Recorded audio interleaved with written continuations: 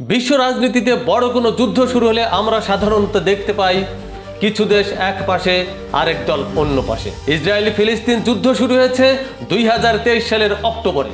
যুদ্ধের শুরুতে ইসরায়েলের পাশে খুব শক্তিশালী কিছু দেশ দাঁড়িয়েছিল, বিশেষ করে যুক্তরাষ্ট্র, জার্মানি, যুক্তরাজ্য, কানাডা এবং অস্ট্রেলিয়ার মতো মিত্র রাষ্ট্রগুলো। এরা কূটনৈতিকভাবেই নয়, অর্থনৈতিক ও সামরিক দিক দিয়েও ইসরায়েলকে সরাসরি সমর্থন দিয়ে আসছিল।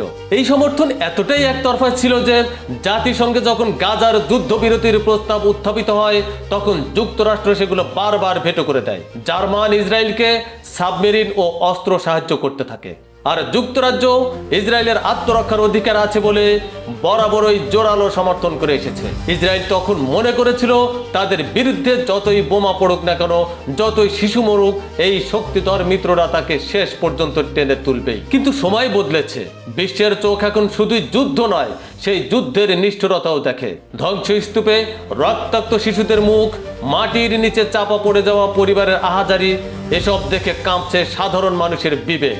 ইসরায়েল যুদ্ধের নামে শেষ করছে সাধারণ ফিলিস্তিনিদের। মা, শিশু আর বৃদ্ধদের আহাজারিতে ফিলিস্তিনের আকাশ বাতাস আজ ভারী হয়ে উঠেছে, ফলে নাড়া দিচ্ছে বিশ্বের মানবতা। এক সময় যারা ইসরায়েলকে চুপচাপ সমর্থন দিত, তারা এখন মুখ খুলছে, সমালোচনা করছে এবং স্পষ্টভাবে বলছে এই যুদ্ধ থামাও। 2025 সালের জুলাইয়ে এসে এক ঐতিহাসিক ঘটনা ঘটে। 25টিরও বেশি পশ্চিমা দেশ একসাথে যৌথ বিবৃতি দেয়, যেখানে তারা গাজার যুদ্ধকে মানবতা বিরোধী দুর্যোগ বলে অভিহিত করে। তারা ইসরায়েলকে অবিলম্বে যুদ্ধবিরতি করতে বলে এবং আন্তর্জাতিক মানবিক আইন মেনে চলার আহ্বান জানায়। স্পেন, আয়ারল্যান্ড এবং নরওয়ের মতো দেশ অলরেডি ফিলিস্তিনকে রাষ্ট্র হিসেবে স্বীকৃতি দিয়েই দেয়। সবচেয়ে বড় বিষয় হলো কানাডা ও অস্ট্রেলিয়ার মতো দেশও এখন ইসরায়েলের আগ্রাসনের সমালোচনা করছে, যারা গত কয়েকদিন আগেও ইসরায়েলের প্রধান বন্ধু ছিল। ইউরোপের বহু দেশ, যাদের মধ্যে জার্মানি, ফ্রান্স ও ইতালিও রয়েছে, তারা এখন গাজায় অস্ত্র সরবরাহ বন্ধ করার কথা বলছে, এমনকি যুদ্ধ অপরাধ তদন্তের আহ্বানও জানাচ্ছে। এই অবস্থায় বলা চলে ইসরায়েল আজ আন্তর্জাতিকভাবে কোণঠাসা।